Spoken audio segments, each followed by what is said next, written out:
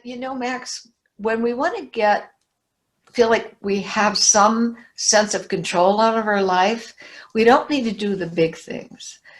I've always believed, you can quote me on it, an inch is a cinch, a mile takes a while.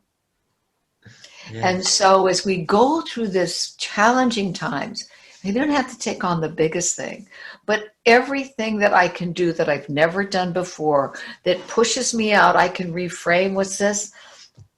It allows me to feel that I have some sense of control when there's so much that's in our world right now that is not in our control.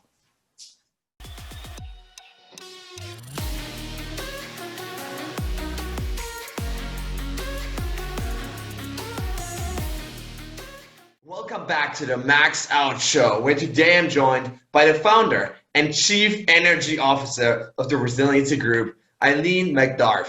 After 40 years of helping individuals and companies thrive in the midst of challenge and chaos, Eileen is one of the world's leading speakers and authors on moving from burnout to breakthrough. So Eileen, welcome to the show. Thank you, Max. And I love the title, Max Your Life Out. That's great. Isn't that what we all want? Yes, exactly. And so I want to get started with this idea, the difference between getting through and growing through this pandemic or any other challenge that we may face in our lives. So can you talk to us about what that difference really is?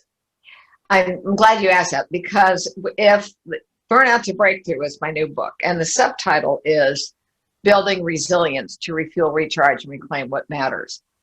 And I'm really big about redefining resilience, because if you open up the dictionary, basically it says in 2 words, bounce back, and well, it's fine if you're a piece of steel and you can bend in half and then the pressure's gone and you go back to where you were, or you're a tree and you can bend.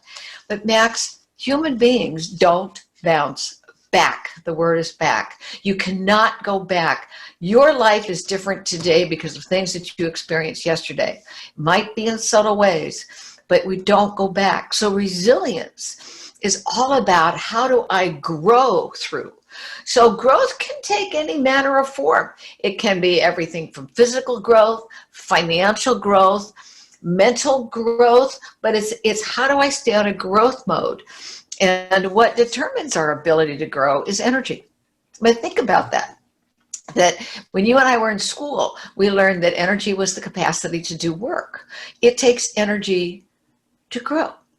So what I look at is, what is it that in ourselves individually or in our organizations either gives us energy or depletes our energy?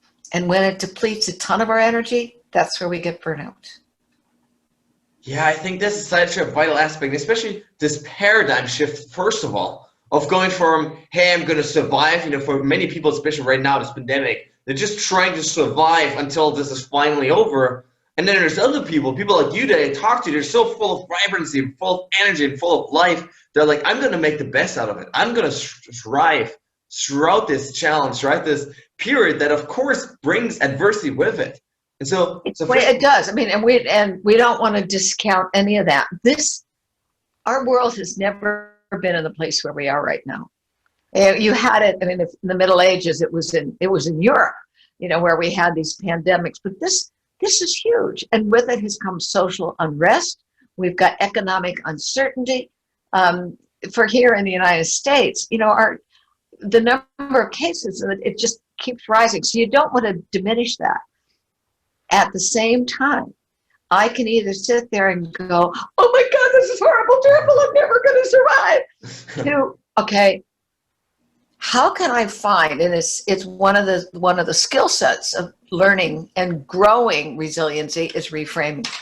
So reframing is, how can I take what at face value is, it's horrible, but is there some way that I can look at this in a way that gives me energy, that allows me to grow? In fact, just before I came on with you, I was talking to another colleague in another part of the United States, and what we both said is that having to be quarantined, if you will, in our offices, where we can't get out and see each other, it sounds terrible, and yet I've made some new connections that I never would have made before. I'm reaching out to people I never would have known before. And I don't know if your listeners know this, your viewers know this, but you told me what has allowed you to create what you're doing now is a result of the pandemic. Yeah. It's laying in bed and saying, I have a limited amount of time. What do I, Max, really want to do? And you said, I got it. So you took a growth step. Yes. And I can tell just by looking at you, this growth step, as terrible as everything else is, has given you energy. Because you say, this is what I wanted to do. And the basic definition of burnout, which is given to us by Herbert Freudenberger in the 70s, was to exhaust one's resources mentally, physically, emotionally, by trying to achieve some unrealistic expectation imposed upon by ourselves or society. And that expectation, frankly, is that when we're in, quote, a place, like wherever you worked before, the expectation is, well, I have to stay here. This is a good place. I'd be foolish to leave this place. I'd be foolish to start out on my own. And every one of the case studies that I put together for this book, every one of them, and they were millennials, Gen X, Gen Y, you name the boomers, they all got to that place of burnout because they were stuck. They could not see a way through. And so they were emotionally, physically, mentally exhausted, which is very different from stress. Because there's good stress and there's bad stress. Like when you decided to start this, I mean, you had a lot of, okay, you know, the adrenaline's pumping, okay, I got to be able to do this stuff. I mean, that was stress. So there's eustress and there's distress. If you're playing a soccer match and, you know, it's all tied up and, you know, you're taking that ball down. I mean, there's a lot of stress that's going on, but it's good stress because, okay, we gotta make this. So I just answered a lot. That was a question. I just give you a bunch on it. So sorry about that. No, I'm loving this. You can tell I get excited about this because if we don't figure out a way for ourselves individually to move through this, then we really are in a black place. Yes. And I also think, Max, for organizations, for managers, if you can reframe, there's a way to create a better team around you, better outcomes for your organizations, but we have to learn to see it differently. And so seeing something differently is really the first skill of resiliency. It's adaptability. How can I find multiple ways of responding to whatever this environment is? You know, I love this so much. And actually in the last few days or weeks, I've been fascinated by one concept, which is this idea of usefulness versus truthfulness. Meaning, many things in life, they may be objectively true, but they may not be helpful to focus on in that moment in order to get you a good life. And this is really what this just reminded me of is the situation around us is true, it's volatile, it may be dangerous, all of that stuff. But focusing on that aspect of it is just not useful for creating the energy mentally, physically, emotionally that we need in order to be resilient and supercharge our lives. Yeah. And also I'd like to say that I use the word cultivate a lot when I talk about resilience. And the reason I choose cultivate is that this is not, they're not going to sit and listen and watch us, Max, and all of a sudden walk away and go, woohoo, I'm resilient. I got it. You know, it just like when you cultivate a garden. First, you have to get rid of all the weeds. You have to hold the garden. You get all these clumps that are stuck there. So, and our lives get like that. There's weeds. We got weeds that we're hanging on to. Beliefs about ourselves. Beliefs about how stuff is supposed to be. Well, I got to look at that stuff. I got to weed stuff. I got to knock apart some of those hardcore things that I think my life is supposed to look like this. Then when you plant the seed, you can't stop. You have to water it. You go back and you weed stuff. So for anything to grow, it isn't just a snap, it's there. And then there are going to be times in our life when it's a drought. There is no rain. It's not growing. And we have to step back and say, whoa, okay, how do I reframe? What is it that I can do right here, right now with what I have? Because life never goes like this. It always goes like this. Yes. You know, I love this idea of cultivating resilience. In fact, my major problem, well, actually, with my upbringing, probably, is that like I did not have enough adverse events growing up. Like I had a very rather, I guess, easy childhood in a sense. There was no major like trauma or pain, whatever. And I actually struggled with that because I think it kept me for a very long time from developing the kind of resilience and mental strengths that I wanted to develop. And so over the last couple of years, I've really sought out things that would bring adversity into my life, whether it's, cold showers or just now ice swimming here. And, we've talked about Basel before, right? The Rhine, I jump in there almost every single day throughout the winter, that kind of stuff to teach myself and cultivate that on purpose because the adversity wasn't there. And so I love what you're saying here about like, this is actually the process that we need to go through in order to grow ourselves, right? And it doesn't just happen by chance, doesn't just happen by listening to this. No, it doesn't. I have to acknowledge you for seeking out opportunities that, now you call them adversity. I would say they're opportunities to do things that you are afraid to do, that you've never done. Now, as simple as a cold shower, if I've never done a cold shower, that's okay. We start small. One of the things, it was 2 years ago, I always take myself away when I couldn't go away, I can't go away anymore, on a silent retreat. Wow. And I spend 2 to 3 days by myself in a nice little place where I can get outside, I can walk, I can run, but then I sit, I think, and I read. And 2 years ago, I was at a retreat center. It was an old monastery. And I happened to pick up a book.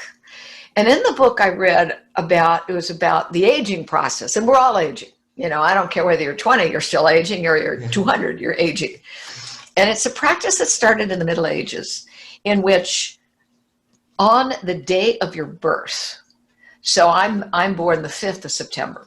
So the practice was on the 5th of every month for 12 months. You're to do something you have never done before. Wow. And preferably something that stretched you. Now, from my reading, I understand that this tradition is only practiced now in some of the Basque regions of Spain. But I decided I would make this a practice. And I didn't want to restrict myself to only the 5th of the month, because with business, you don't know what's going to happen on the 5th of the month. Well, I'm now going on my 2nd year of every month pushing myself to do something I have never done before. Wow. And it's such a rush. Now, I have not jumped out of a plane yet with a parachute. Yeah. Is that still on the list? I would do it if I had one of those tandem jumps. Yeah. It scared me to death. And I'm not going to do that by myself. And initially it was small. It was like, okay, I signed up to take a Pilates exercise class. I've never taken Pilates before, but I found an inexpensive class. I said, okay, I'm gonna go do this. Now in our virtual world, what I'm challenging myself to do is exactly what you and I are doing, is to go online. I'm not an online person. I'm an in-your-face person, but I can't do that anymore. So what is it that I'm afraid to do? And I need to challenge myself, is to learn how to use this remote camera, how to pay attention to this, how to do PowerPoint where I can still see, the folks that are around me. So there's all manner of ways. In fact, every month, I'm looking at this right now, every month I write in my calendar, my dates, what is it that you've done, Eileen, you've never done before? And right now, for November, I spoke in a drive-in. In a drive-in? A drive-in movie. It was a fundraiser, so everybody's far away and they're in their cars. and it's pitch black and I'm looking at it, nothing. But I've never done that before. That's really intimidating. Wow, yeah. To nothing. I learned how to text. This is going to sound stupid, but how to text a message from my car dashboard. I never knew how to do this. Wow, I didn't know that either. I didn't. And here's this, and I discovered with my goodness, I could speak a text message, and it did that. Now here's something that I'm going to do that I've never done before is I am going to run next week. It's Thanksgiving in the U.S. I am going to run a virtual turkey trot. Oh, nice. And so because I do run, but how do you do a virtual turkey trot? Well, it turns out there's an app that you put on your phone for the turkey trot, and you pay your money, remotely.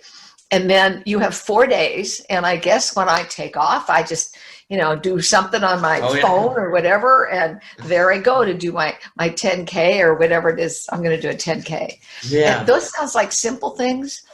But, Max, when we want to feel like we have some sense of control out of our life, we don't need to do the big things.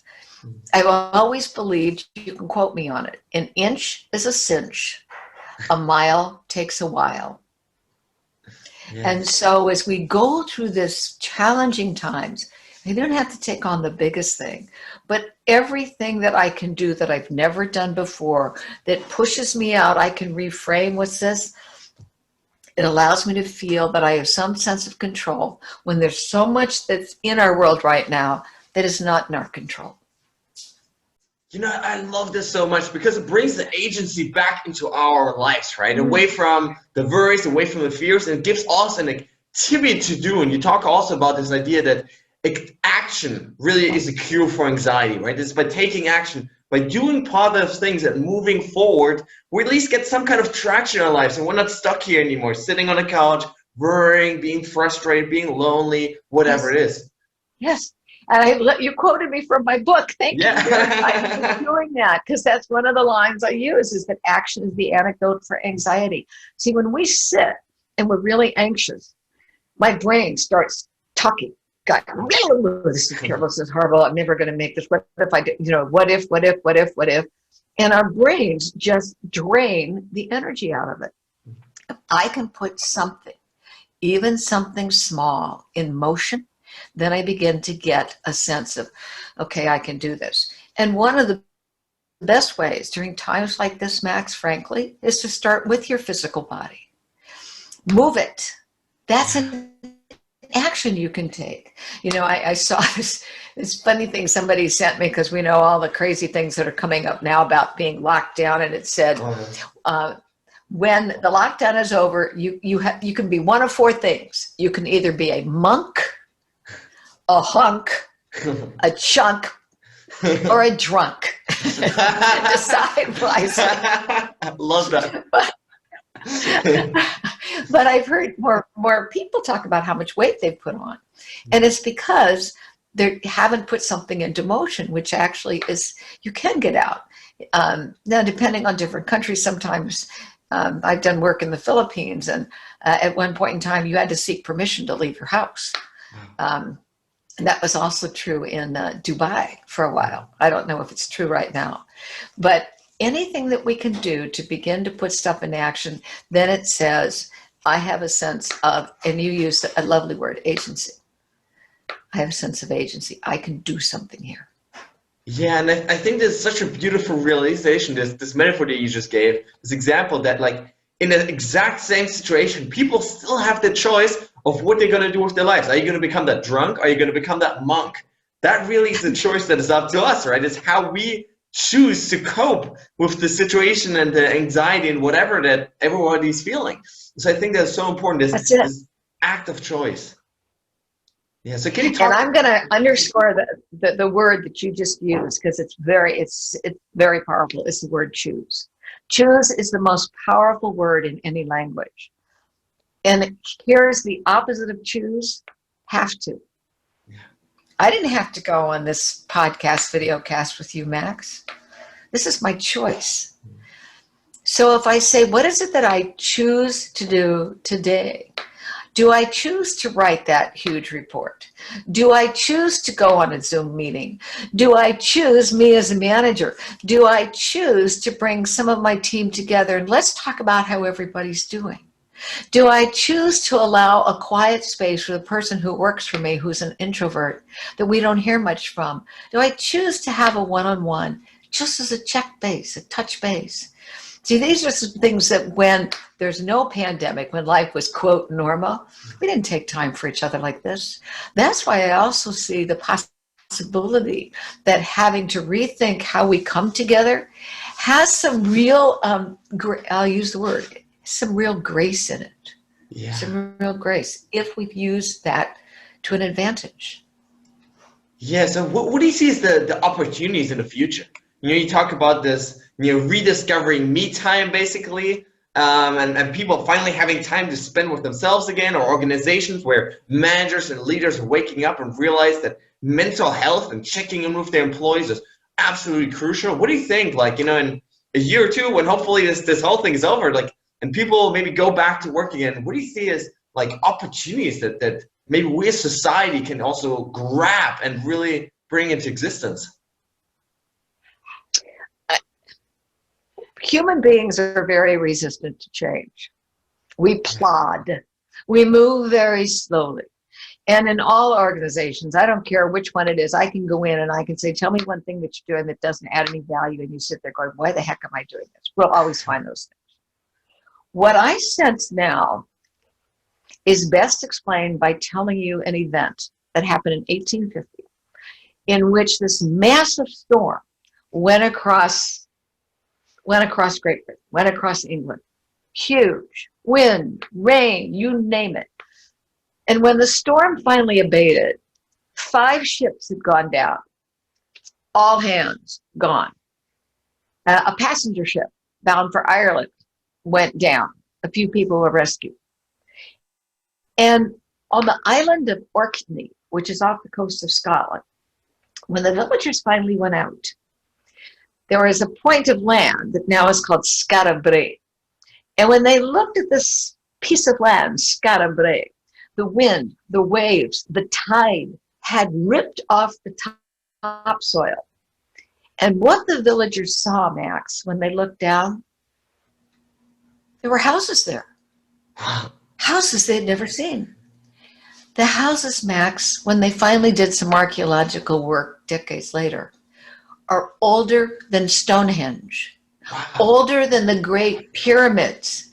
No one saw what was there because it was hidden by layer after layer after layer. Here's what I think is the similarity. There's much right now in our lives, in our organizations, in our communities, in our nations that we've piled stuff on. And what this event, this pandemic has done, it has ripped stuff away. So now I have to look at what's been buried all along. And that's where I see is the opportunity. So we buried all along, in my nation, we buried all along the way people of certain ethnicities were treated. We ignored that. We covered up how we handle healthcare. Just keep covering it up. Organizationally, we put layer after layer after layer on without ever saying. So now, what I'd like to think is we could step back and say, wow, if I started from new, from scratch, what would it look like? And bring people around to have that kind of conversation. Can you imagine what that would mean for ourselves, for our communities, for our cities? It's not going to happen overnight, and it takes a great deal of courage. It takes a great deal of courage also to not say, just put all the dirt back. We'll pretend that we didn't see what's already here. Wow, I love this metaphor so much. I really truly believe that the beautiful thing about pain is it calls attention to an unhealthy state of things. And it forces us to really address these issues, right? It forces us to take an honest look at our lives, at society, at culture, at our nation, whatever it is, and ask ourselves, is this actually right? And why is that why is it bothering me, right? What's wrong? and then actually face the truth of what the reality is of the world. And I think that is so beautiful. And this is exactly what you just shared, right? We have to face the reality. I love it. So. And that's going to take such courage, because there are people who are very vested in covering up all the stuff. Yeah. They're very vested because this is what the stock market says I'm supposed to do.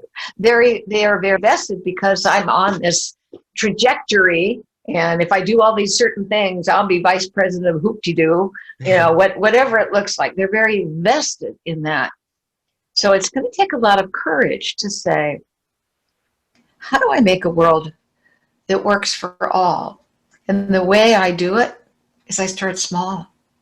I start with my own family. I start with whatever is my nucleus. Maybe I have a team that's around me. If we were to start this all over again, team, what could, all things being equal,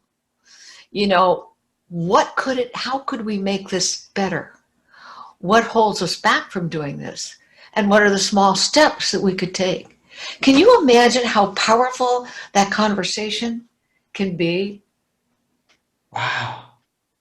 Yes, and it really goes back also to this concept you talk about of living life by design and not by default.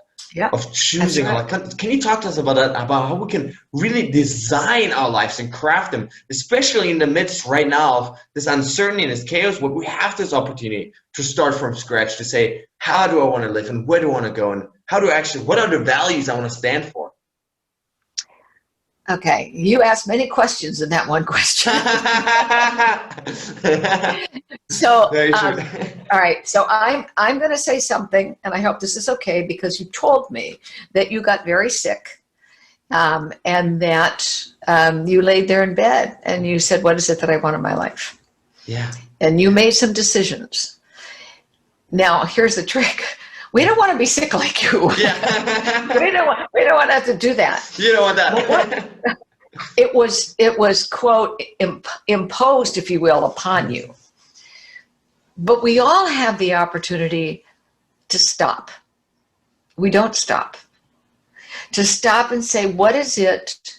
And I like the phrase, you use the word value. So I like to think with the end in mind. And if I think with the end in mind, if my life were to end 2 weeks from now, what is it that I want people to have said about me? What is it that I want to have done? What is it that feeds me, that gives me joy and a sense that this is why I was here? I think it was Mark Twain who said, there are two great moments in our life: the day you were born and the day you discover why. And so when you think about that, so for you right now to decide that what I really wanted to do was do the podcast, I'm going to ask you some questions, Max. Why did you want to do the podcast? I just knew there was more potential inside of me. There was this drive for years to just collaborate and meet the most inspiring people to me. It's sort of like my childhood heroes, to finally see them, face to face, and whether it's through the screen or in reality, and ask them questions about life and how to really live better life, and then share it with the world. Because I realized that once I learned to be happy, I wanted to share the message of other people, the message of hope, the message of inspiration with other people, so they could also live happier lives. So it sounds to me that your why, your bigger picture, is contribution. Yes. How you do it is by finding a better way to tap into the knowledge of people whom you admire, respect, have gone before you. What you do is you're a podcaster. Exactly. But that came only because the why and the how, and then what. And so what you did is you created a simple platform to allow the why, the how, and the what to come to life. Yeah, exactly. So stopping is the first place. And then I also believe that there's great value in writing.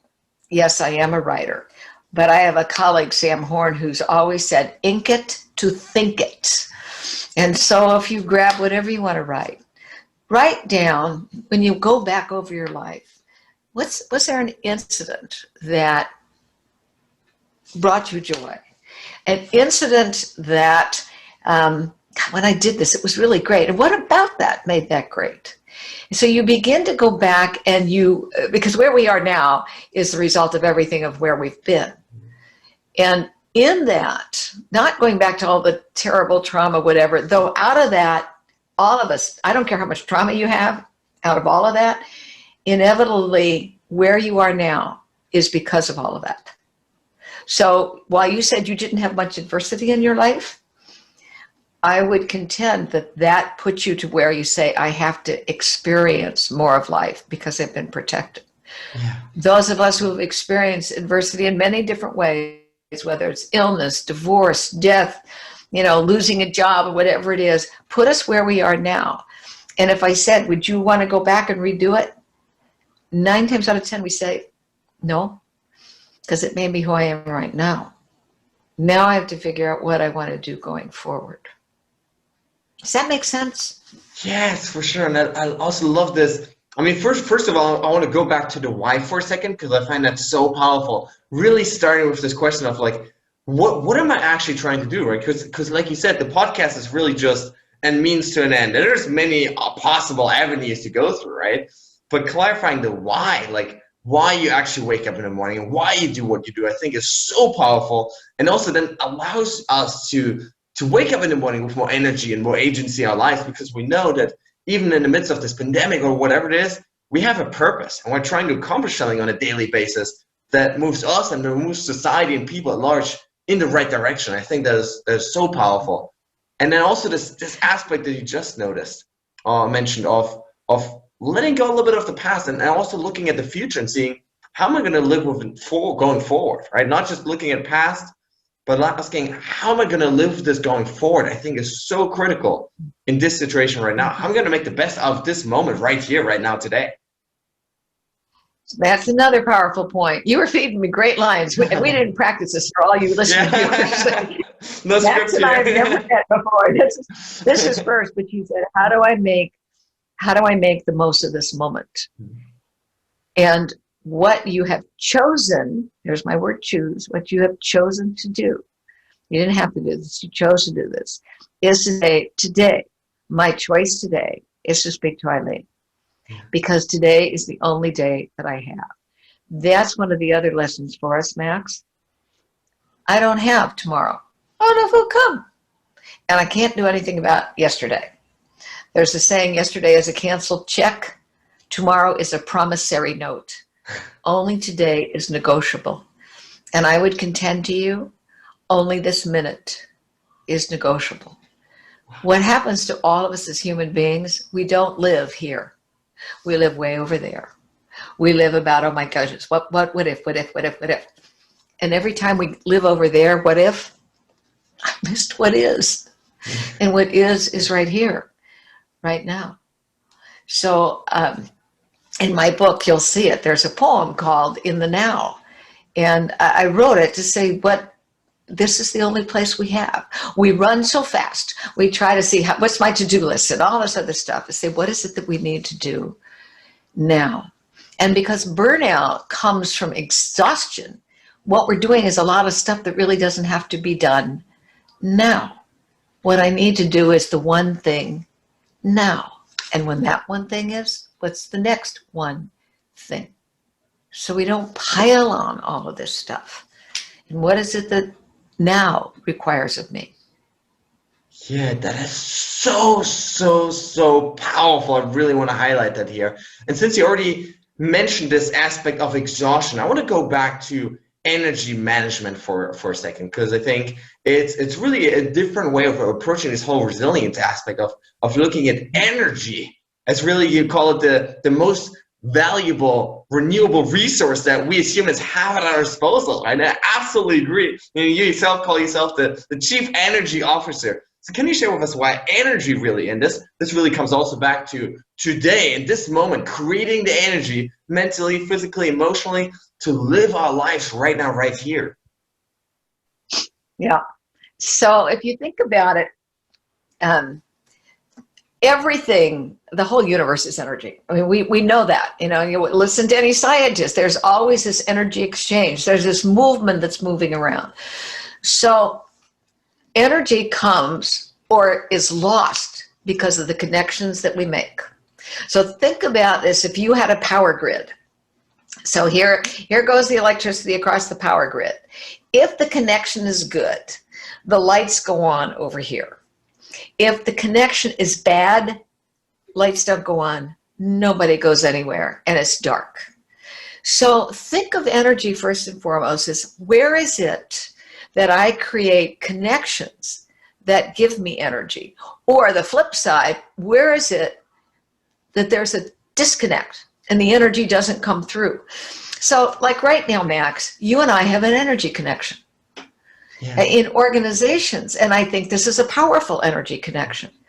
We also know we can have, quote, difficult connections with people that when you're finished, you're just like, oh, thank God they're gone. So exhausting. It's kind of like those, people who, unfortunately, we have a lot of examples right now who demean, who bully, who make fun of, who change their mind, and they expect people to work for them and go, no, you're draining my energy. I don't want to be there. So the connection's bad. So when we think then about energy management, is really, again, to say, what is it that I'm thinking? Is it draining my energy or not? So that's when I live out there instead of here, where I'm going, oh my God, I'm terrified. Okay, that drains my energy. What else drains my energy? Well, negativity. Oh my God. To be negative, it takes everything down. And trust me, it's so easy to be negative instead of being positive. That's why intelligent reframing is a wonderful skill and not an easy skill.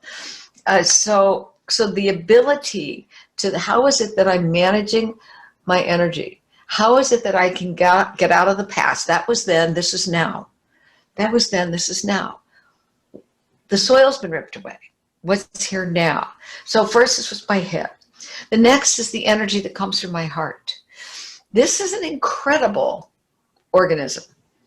Not organism, it's an organ. There's 60,000 miles of vein, capillaries, and arteries within the human heart. And we now know that we call the human heart the little brain, that the heart and the brain talk to each other. They talk all the time.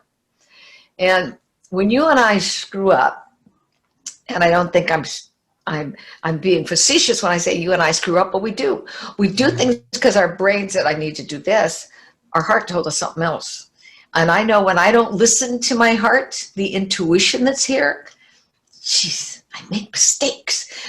I go in the wrong direction because I didn't pay attention. So to connect with the energy of the heart, it actually requires courage too. In fact, the English word for courage comes from the French word coeur de lion, the heart of the lion. So out of my heart, how well am I listening? Not just with my intelligent, do all the factors, do the algorithms, do the XYZ to the fifth power or whatever it is. What is it that my heart is telling me? And when I say it takes courage, it also takes courage to reach out to others. Yes. It takes courage for a manager to admit that they're uncertain about what the future looks like, that they're concerned about their aging mother who's in an assisted living center and you can't go see her. It takes courage to ask someone who is 5 steps below you, please tell me, Max, what do you think that we should be doing right now? That takes courage, because you don't have all the answers. None of us have all the answers. So it takes courage. But every time we ask other people, tell me what you see, we begin to give ourselves different options of responding. So the connection with my head, the connection with my hand, and then, with my heart, and then the connection with my hand. And I think of hand as being do. What am I going to do? Do.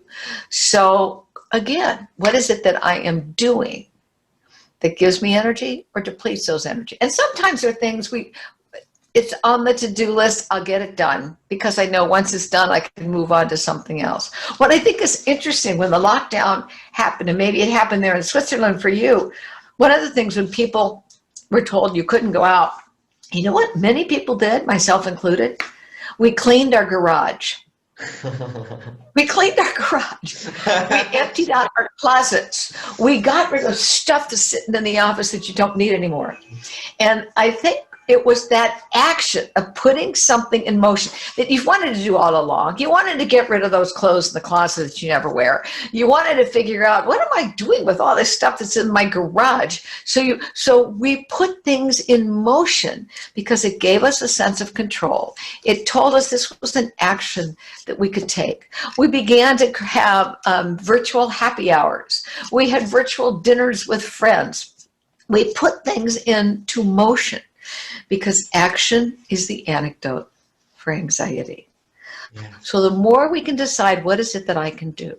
So my head, my heart, my hands, and then the third way that we create connections that give us energy is laughter. It's humor. Head, heart, hand, humor. You know, it's the shortest distance between two people. I didn't say that, Victor Borgia did, but he's so right. You know, when somebody will laugh with you, even little tiny laugh, you create a connection. You create an energy connection. Sometimes if I'm doing a Zoom meeting, depending on what it is, I might have them do something that's fun, like, okay, it's fancy footwear time. Let's see what's on your feet. Oh. I don't laugh. I mean, you look at some of these people. You're the vice president. All of a sudden you realize he sticks up his foot and he's got on bunny bedroom slippers. You know, you have to laugh at some. You have to laugh at some things. You would say, okay, how if you were creating a hashtag for where we are right now, what would that hashtag be? Well, it's hysterical to see what people come up with. But anyway, yeah, I've seen you do the 5 foot like measuring tape before. I love that. Max, you get an A+. You have done the most research on my website, on my book. You know what's there. I told you I'm a professional stalker. You do know. That's really my job. Oh yeah. I did the 6 feet. Very good. That really got me. I absolutely agree. I think there's something so beautiful about positive emotions, humor, love, connection, that like when we they can just a little spark can fundamentally transform our day or relationship. So I've seen this over and over again, right? Someone's feeling down, they're feeling depressed, they're feeling sad, they're feeling angry, and you do something to make them laugh, right? To make them smile, and the whole energy just changes. The whole group dynamic changes because all of a sudden you're in a whole different mental framework. I think looking for these. There's and a kissing cousin of laughter is play. Yeah, it's play. Stuart Brown has written a lot about play. And he studied animals first. And he realized when he looked at bear cubs that, and I guess he must have followed them through their growing up, that the cubs that played as cubs were more confident and successful as grown-up bears than the ones who just kind of stayed with mom. But play can take many different forms. And I think it's that little tweak. Like when you said somebody's had a really bad day, that doesn't mean you go and slap them on the back and tell them the greatest joke you ever heard. That's not good. Sometimes it's the gentle putting your arm around somebody. Back in those days when we could put our arm around somebody and say, I'm here for you if you need me.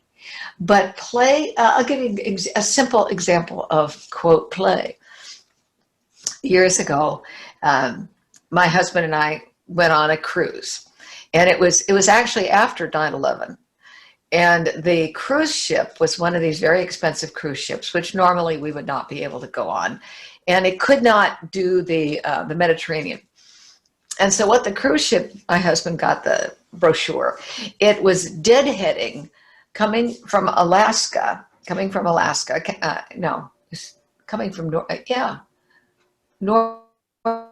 North of Vancouver. It was coming south to Los Angeles, and the rates were like a fraction of what they normally would. So we decided we would go on our first ever cruise. So we would fly to Vancouver, pick up this boat, this cruise ship, that was deadheading. Deadheading means it's just going to refuel and now it's going to go on a real trip like down through Mexico and places. Anyway, I bring that up because a friend, for some reason, gave me, when we boarded the ship, she had me a little package. And in it was one of those little things of bubble blowing stuff, you know, with the bubble blowing and the wand. Yeah, I love those. So what's interesting is we are out at sea, and I decided there were 3 decks, and I got to the topmost deck, and we were just at sea, and I decided that I was going to play, and I would blow bubbles. Well, I have to tell you, Max, if you've ever blown a bubble at sea, it becomes huge. I don't know whether it's the salt air, but it goes, and I could see the bubbles going down to the different levels. And I could hear people start to laugh. They were laughing at the bubbles. And then suddenly up onto this deck comes a man who is very into his own self-importance. And this was back when it was really expensive to use cell. And he had his big fancy whatever, and he said, I have to come up here because I need to make a call to my broker. He said, you know, up here you got to use satellite, and he had something. He said, you know, it costs $45 a minute to place calls up here. And I held up my little wand, and I said, and this cost about 0.000045 cents an hour. And my he didn't get it, Max. He didn't get it. But it made me sad actually for him. But blowing those bubbles made great joy and laughter for the people below. Yeah. So when I say play can take many forms. Yeah, I truly believe that one of the greatest life hacks, not just for bringing others joy, but also ourselves, is that play. And it's just acts of kindness. And you talk about this really great story about palm trees and gratitude that I think was just hilarious. So maybe can you also share that and how expressing gratitude over, you know, sometimes the quote unquote smallest little things can make someone's day.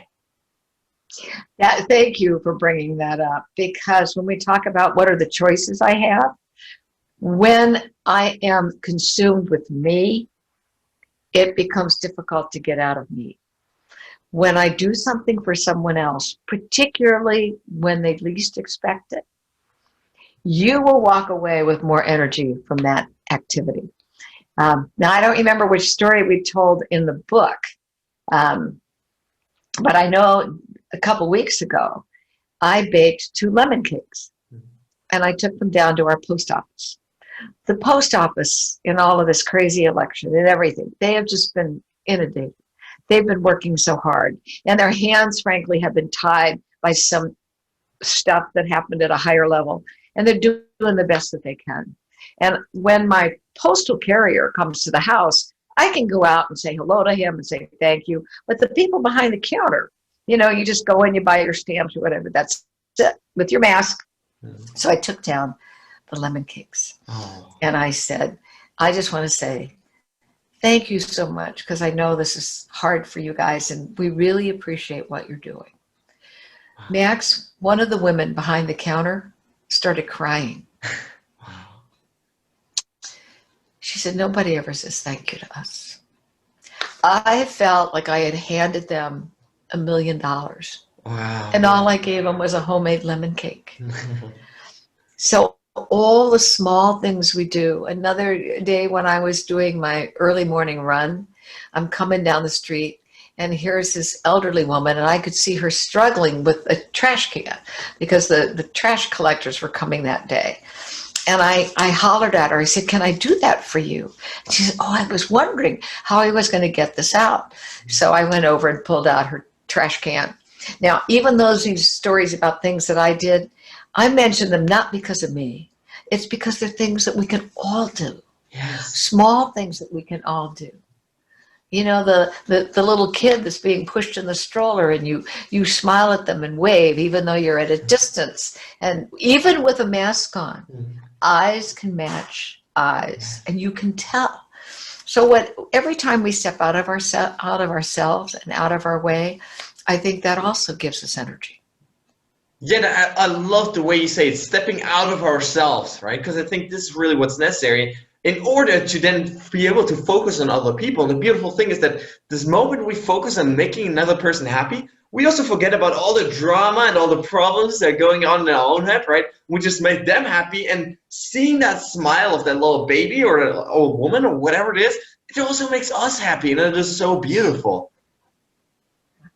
Yeah. It does. It does. It's gratitude is very powerful.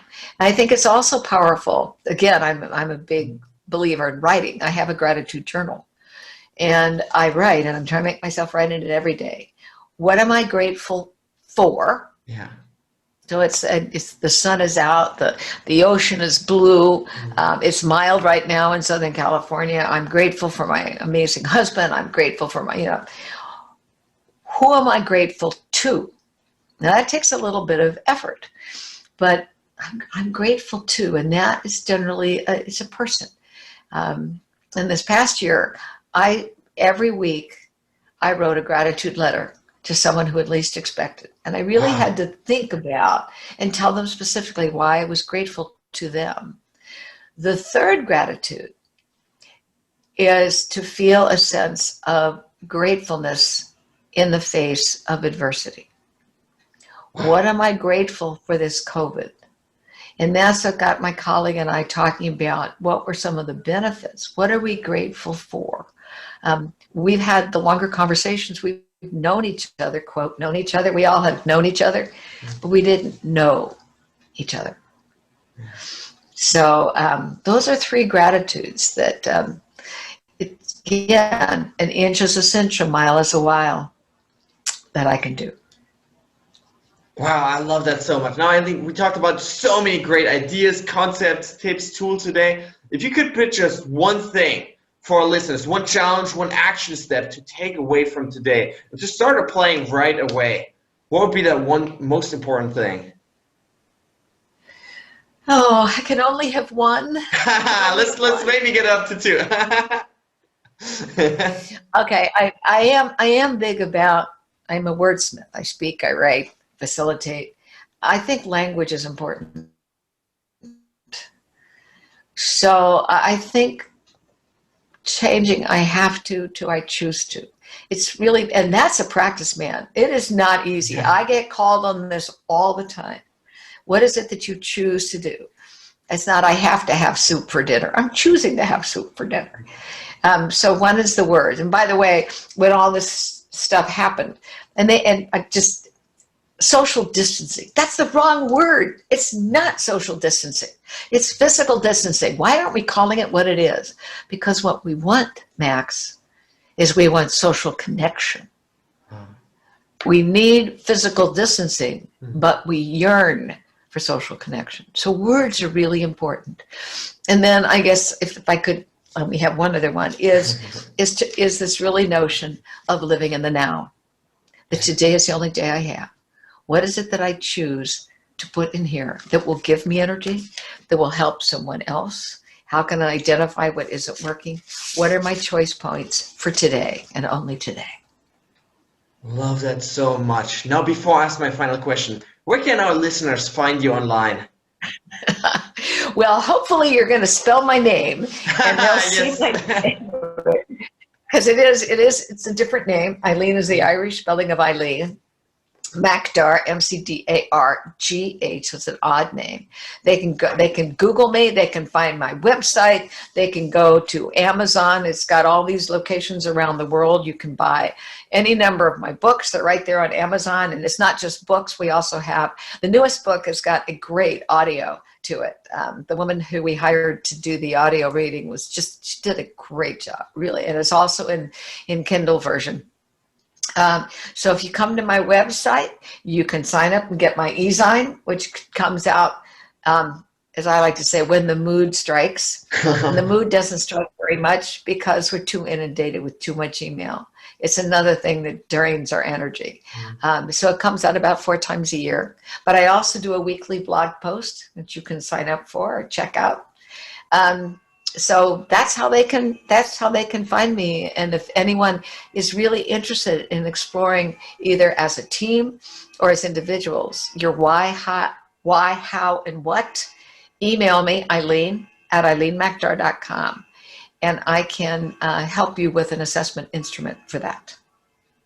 Love that. Thank you. Now, we talked about maxing out at the beginning of the show. So what does it mean for you to max out your life? Oh, wow.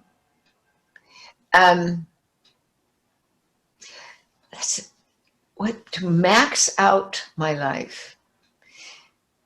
I'm not sure that I want my life maxed out. And I'll tell you why. Because when you say it's maxed, it means I've gone as far as I can go. It's maxed. Yeah. I want to think that maxed is a verb, and it's maxing, Yes. ing. So it is constantly pushing out, constantly learning, constantly growing, constantly thinking. So I want to see myself as maxing life. Love that so much. Eileen, thank you so much for coming on the show. All right, guys, that's it for today.